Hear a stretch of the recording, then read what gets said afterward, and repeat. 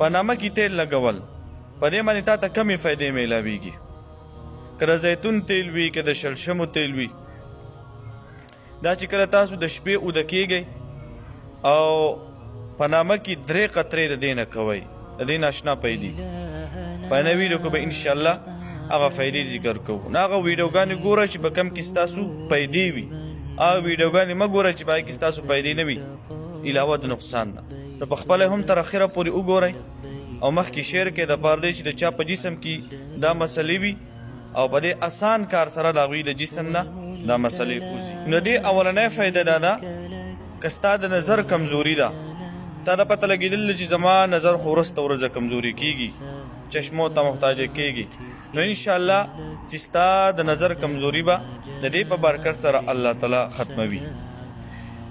دویمه فایده دا ده که ستا په جسم کې دردونه و، هغه که د لاسونو دردونه وي، که د جوړونې وي، که د خپو وي، که د ملا وي، که د سر درد وي، نو انشاءالله چې کله تا دا عمل شروع کړلو نو د دې عمل په ذریعې سره به ستا د جسم نه هر قسمه دردونه وځي.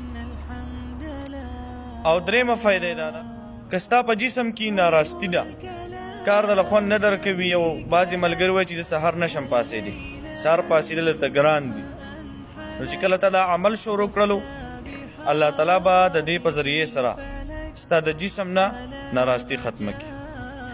او څلورمه فایده دا ده که ستا په جسم کې سپوروالی دی او اوس خو د یخنۍ موسم شروع شوی دی چې کله ولامبې په ګرمو اوبو باندې، نو په سر کې به د خشکي هم وي او جسم به دې هم سپور وي، خشکي به در پکې په سر کې وي. نو چې کله ته دا عمل شروع کړلو الله تعالی به ستا د جسم نه دغه سپوروالی ختم کړي.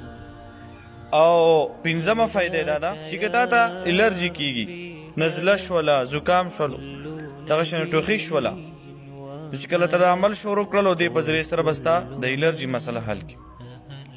او شپږمه فایده دا ده که ته د معدې بیماري یا ستا په جسم کې نورې مسلې دي، الله تعالی به د دې په ذریعې سره ختموي. د دې ډېرې فایدې دي، خو چونکې ما وی چې دا ویډیو اوږده نه شي د دې وجې نه مې تاسو ته مختصر دا فایدې ذکر کړي.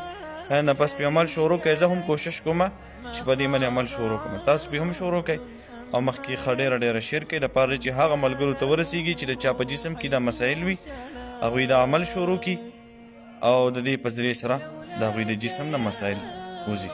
دواګانې کوئ، دواګانې به کوو. که ویډیو مو خوښ وي د ویډیو ښه ډېره شیر کړئ چې پیدا یې شي. جزاک الله خیر.